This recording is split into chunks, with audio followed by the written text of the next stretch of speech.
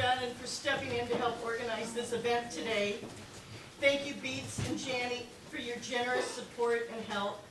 Last but not least, Mike for helping with the kiddies and adopting sweet Edgar. When we were little, I idolized Eddie, and that pedestal was so high, it's amazing there was any oxygen for him to breathe. He protected me from many family events that children should never experience, but we did. As we grew up, our sense of humor got us through and brought us together, and the top of the pedestal lowered, and I found the steps to rise up and meet him. I would cry every summer. He would take off to Alaska to fish. One year, I think I was about 15 or 16, he owned a 55 Chevy that he had converted from an on-the-column shift to a four-on-the-floor with Hearst linkage. It was a bit glitchy, but he wanted me to start the car every so often to keep the battery charged. We lived in the only house on Spring Ridge Road, so what would be the harm if I drove it to the end and back? Well, let me tell you how heavy a 55 Chevy is to push by yourself when you're only 4'9" and weigh 85 pounds. But push it I did, back into the driveway. I can't remember if I ever confessed, but he knows now. Sorry, Eddie. A few years later, when the Park District started the softball leagues, we were both involved. Those were great times and led to so many friends who have become lifelong friends. He taught me how to umpire, and we both loved being behind the plate. It may have well have been the major leagues. The year prior to my rookie year, Eddie won Umpire of the Year. I won it in my rookie year. That was a thrill and a very proud time for me. The Lofgrens winning back-to-back, just like the rookies back-to-back.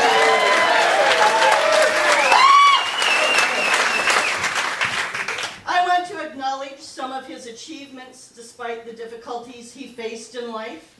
Having a successful business, all the wonderful friendships, personal and professional, his superb knowledge of baseball and golf, and his love of gardening.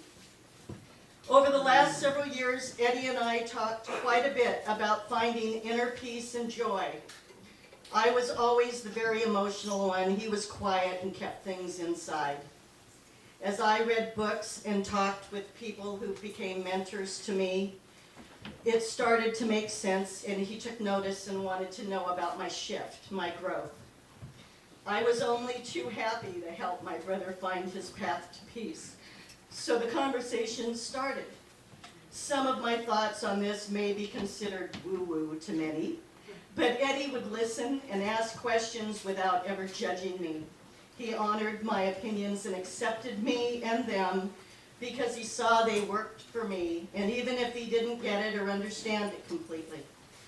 I will miss those deep conversations and, of course, the comedic wit we both enjoyed. Eddie, you have now found total peace and abundance. I will see you again, and our next chapter together will be even more special. So in closing, I love you, Eddie, and miss you very much. And in the words of Dave Niehaus, get out the rye bread and mustard, Grandma, it's grand salami time. Eddie, you just hit a grand slam. You are safe at home. You will forever be my big brother. Thank you.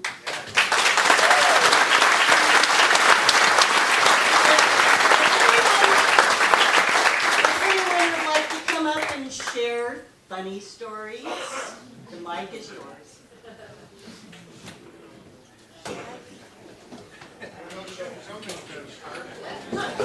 Since 61. It was about 61 or 62. I came home to my house to play after school. And I decided it'd be a good idea if we took my BB gun and shot Mr. Wilkerson's horse. Well, we got busted. Mom piled us into the car to take Eddie home. I'm blubbering. Oh, Mom, don't tell Dad. He's going to beat me. Eddie never told anybody Ron was crying on the way home. He never even mentioned that kind of stuff to me. Eddie wasn't one to mince words, but if you needed a tune-up, he'd give it to you. But I've never heard him belittle or embarrass anybody who didn't deserve it. Thank God he deserved it.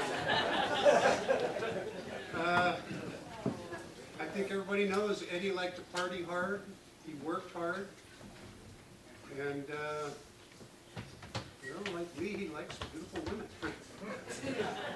He lives a good life. I'll always remember Eddie.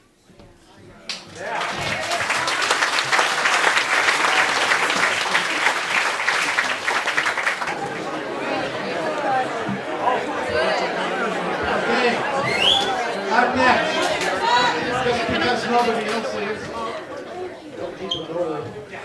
I'm Scott Taylor, and I moved to the island in '71 in the summer. I was 23, and Eddie was one of the first people I met when I got to the island. And we did a lot of hanging out. And throughout the '70s, we played ball, we played golf, we went to ball games. If any of you remember that famous, there was a clip that showed on highlight reels for a long time. Yankees were in town playing the Mariners, and Reggie Jackson was struck out by Gaylord Perry on a pitch that Reggie was sure was one of those fancy ones. He ended up got way into it, and Reggie went to the dugout and grabbed the whole bucket of Gatorade and dumped it on the field. Anybody remember that shot? Well, Eddie and I were there. We were right there down close, got to see the whole thing. I remember, I think, in '72 in the summer, I lived in this little house in Pleasant Beach. I was renting it. It had a small house. It has hardwood floor. And I got this wild idea one day. That floor's in bad shape. I think it needs sanding. I've never done that before. And in those days, Bainbridge Floor Coming rented the sander, you know, a big old full thing. And I was going to hitchhike home with it. This was '72. Remember we used to do that? I probably could have done it, but I ran into Eddie and he said, There you go. I'll give you a ride with it. We got to my place, and you know, those days, that time, you could wake up in the morning and not know, what am I going to do today? I don't know, see what happens. Well, it was one of those days, and Eddie didn't have anything going, so I talked him into helping me. And I could tell the whole day really was not what he wanted to do. But not only did he not have anything else to do, he was my friend, and he stuck with me the whole time. I've always remembered that. There's no one besides Eddie and I who even know about that. And when I was thinking about it recently, I thought, I need to talk to him about that and find out what he remembers. And I just thought, no, I can't. And that's, well, you know how that feels. And he, in the last 7 years, he came and replaced windows in the house I live in 2 different times. Not because the first ones didn't work, but because I moved and got a different house. It was a house, the first one was the house that he and Kevin lived in, Patty's place on Ferncliff. And it was really nice to see him back at his old house. And he was pleased with what we'd done. And then he came out to Big Valley where I live. And you know, in the last 10 years, I didn't see him very much except for that and a couple other memorials. But I always called him Ed in those days. It just seemed like, you know, we're grown up. But as soon as I found out what happened, he was just Eddie again.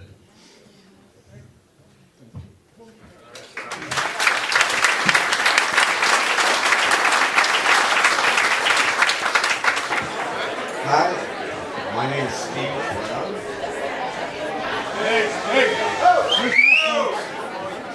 I rarely come to these things and never talk. I really like Eddie. I remember that aforementioned Chevy coming down the road at 1 or 2 in the morning. I'd be walking home from a party, probably Nardi's or somewhere, and Eddie'd pick me up. and he'd drive me home. Sometimes it was like that Forrest Gump thing where neither of us wanted to go home. So we cruise around the island sometimes till 3, 4 in the morning, just talking, usually about politics or the war or whatever, and just hanging out. And sometimes he'd give me sage advice, sometimes not.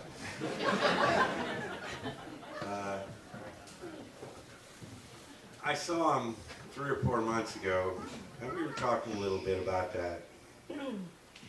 And he told me he thought I was a pretty great kid. And I told him, you are too. And I told him, and you're a really nice guy. And he really was. And really, that's all I have to say. I don't usually talk, so I love Dave. Good job.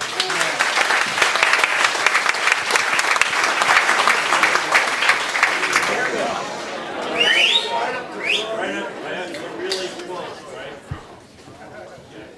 Most of you know me and you're not going to believe what I have to say. Here's the thing. We all really like Eddie. And we all really like everybody who's here right now. The problem is we waited until he was dead. So let's turn around and say, hey, I really like you right now.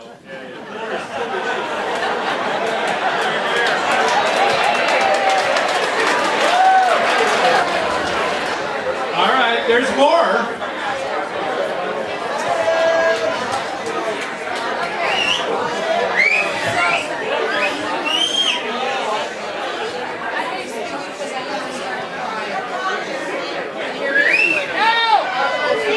Hello. Okay, so I hate speaking in public because I'll probably start to cry, but I gotta tell you, the first time I ever heard of 2 o'clock Eddie was Marshall's Tavern when I was supposedly of age. Sorry, Cheryl. But anyway, we would go in, me and Lisa would go into Marshall's Tavern, and we were told, watch out for 2 o'clock Eddie, because all he'll want to do is dance. So that was my first meeting with Eddie, and we would, at 2 o'clock, dance. After that, though, was softball, and as most of you know that know me, I've been playing softball for quite a few years, but Eddie was one hell of a damn good umpire. He knew how to make the calls, and you didn't give him shit for it, because that was the call. And I'll miss Eddie. He was a good old Bainbridge Island guy. Love you, Ed.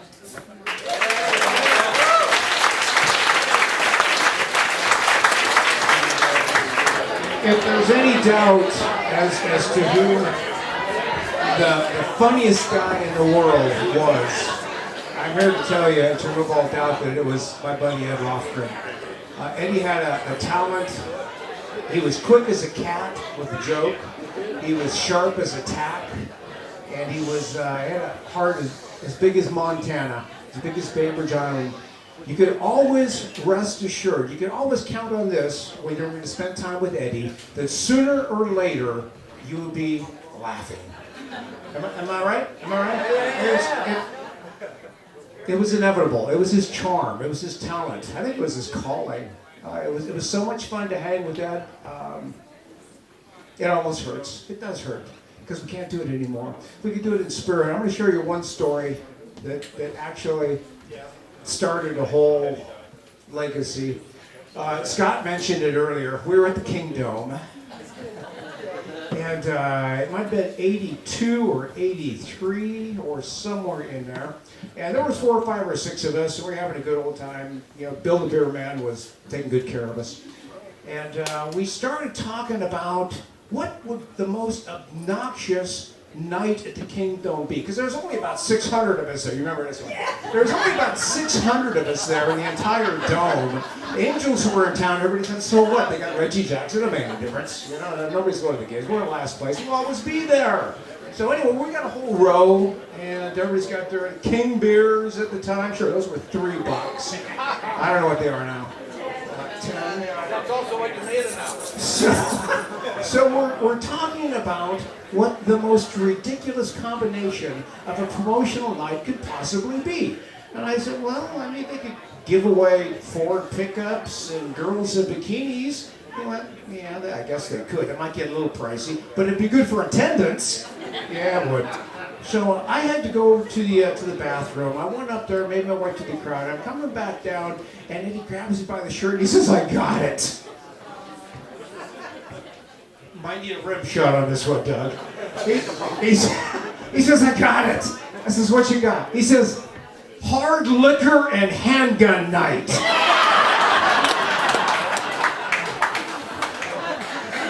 Folks, hard liquor and handgun night at the Kingdom. Compliments of Eddie Lofgren. And we laughed so hard. The guy that was sitting behind me just completely wiped out the back of my shirt because he was throwing up in his beer.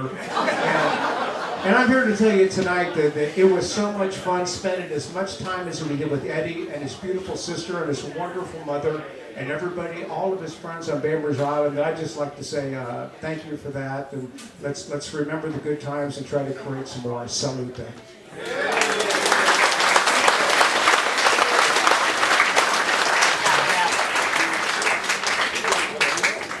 Hello there. For everybody that doesn't know me, my name's Dick Minyard, and I'm also known as Eddie's twin brother from another mother. And I was bartending at Mac's Tavern in the mid-'70s, probably about 1976. And Eddie was in, and as he did every once in a while, he liked to get a little philosophical about life. So he was telling me his philosophy of life. He says, life is like a cork on the ocean. You bob along, and everything's really good. And then every once in a while, you get slammed to the rocks. Well, it couldn't have been 15 minutes later. He decided it was time to go. He goes on out, hops in his car, and evidently he was backed up to the rocks at Mac's Tavern parking lot. Thought it was in first gear. It was in reverse, and he backed onto the rocks. True story. Tow truck and everything. So whenever I think of Eddie, I think of the cork on the ocean. Gonna miss him.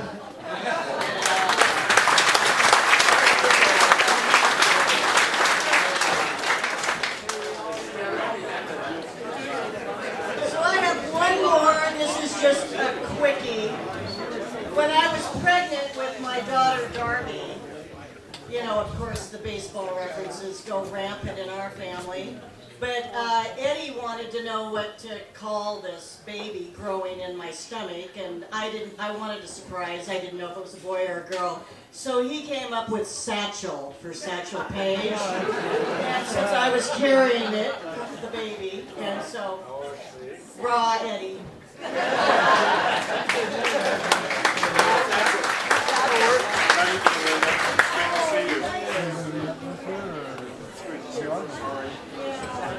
have a quick filler too. Hoping everybody will, get John to come up here, but I have an umpire story that does prove he did deserve umpire of the year. I'm playing first base, and he's the umpire. I made this fantastic play that beat the runners. Threw the ball, caught it, beat the runner, and I'm sure we had it. Again, I hear myself fine. Anyway, I caught the ball in time, great play, and he just stood there. I'm waiting. I'm just standing there. Problem. He said, "Show me the ball." Well, kind of had it held like this. I could have walked around for a month and never dropped the ball. I had complete control of it. But it wasn't in my hand and it wasn't in my glove, so I finally just kind of went. He said, "Safe." Oh, was I pissed. And I argued with him and I couldn't believe it. But as it turned out, he was absolutely right. He knew the rule better than just about anybody. He never didn't know. He never was not in charge. And that's really difficult in that kind of authority role among your friends, that by God, my word is law. Because that's what they said it would be. Because I've got this hat on. Anyway, umpire of the year, well deserved. Somebody else.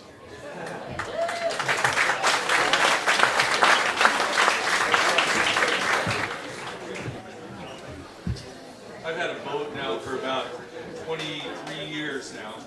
And right after when I first bought the boat, I came on the Tacoma Narrows Bridge, had an accident, and thankfully nobody was killed. Everything was great.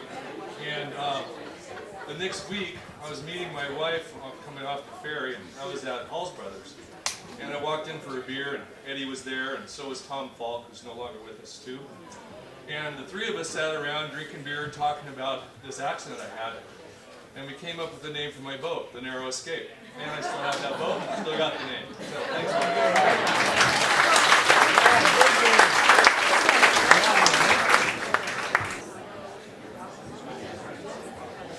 I got one here. We moved here in '73. Neighbor Glenn Hagan came over one day and he says, "Hey, you need to get on a softball team. That's how you're going to meet people on this island." And I thought, well, hell, he says, the ball field right over here at Great Hill Park.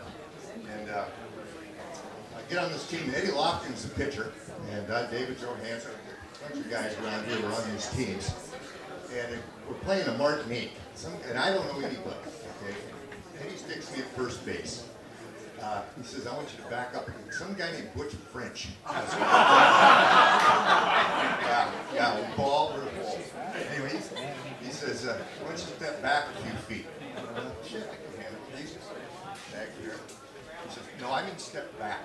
I want to be back about 10 feet, 11, 12 feet behind the bag." And French is just looking down laughing.